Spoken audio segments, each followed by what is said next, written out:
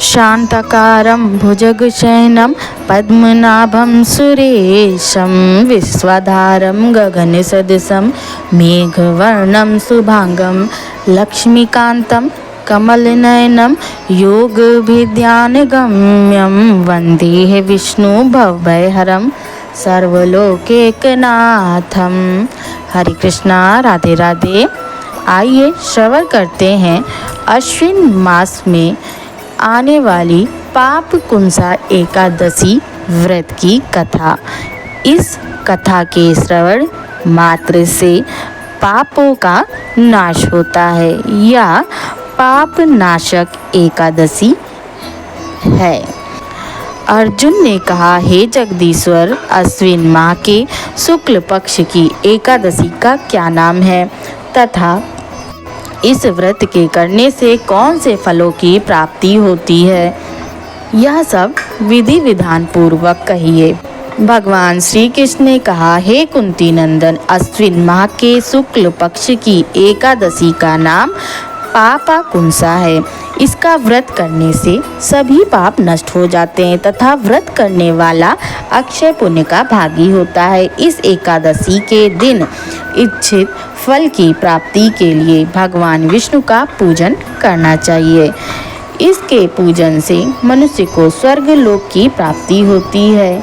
हे अर्जुन, जो मनुष्य कठिन तपस्याओं के द्वारा फल की प्राप्ति करते हैं, वह फल इस एकादशी के दिन क्षीर सागर में शेष नाग पर शयन करने वाले भगवान विष्णु को नमस्कार कर देने से मिल जाता है और मनुष्य को यम के दुख नहीं भोगने पड़ते। हे पार्थ, जो विष्णु भक्त शिव जी की निंदा करते हैं अथवा जो शिव भक्त विष्णु भगवान की निंदा करते हैं, वे नरक को जाते हैं। 1000 अश्वमेघ और 100 रासु यज्ञ का फल इस एकादशी के फल के 16वें भाग के समान भी नहीं होता है।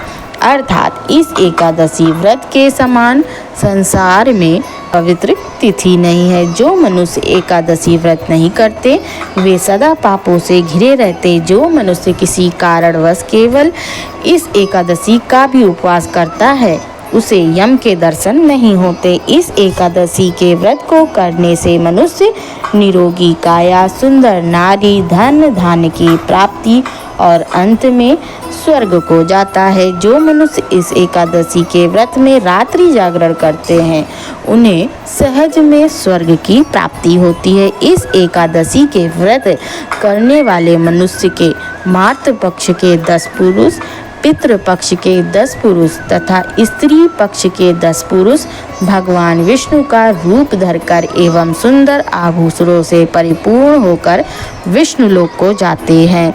जो मनुष्य अश्विन माह के शुक्ल पक्ष की पापा कुंसा एकादशी का विधि विधान पूर्वक उपवास करते हैं, उन्हें विष्णु लोक की प्राप्ति होती है। जो मनुष्य एकादशी के दिन भूमि, गौ, अन्न, जल, खड़ाऊ, वस्त्र, छत्र आदि का दान करते हैं, उन्हें यम के दर्शन नहीं होते। दरिद्र मनुष्य को भी यथाशक्ति कुछ दान देकर कुछ पुण्य अवश्य अर्जित करना चाहिए। जो मनुष्य तालाब, बगीचा, धर्मशाला, प्याऊ बनवाते हैं, उन्हें नरक के कष्ट नहीं भोगने पड़ते। वह मनुष्य इस लोक में निरोगी, दीर्घ आयु, पुत्र, धन धान्य से परिपूर्ण होकर सुख भोगते हैं और अंत में स्वर्ग को जाते हैं। भगवान श्री हरि की कृपा से उनकी दुर्गति नहीं होती। जय श्री कृष्ण।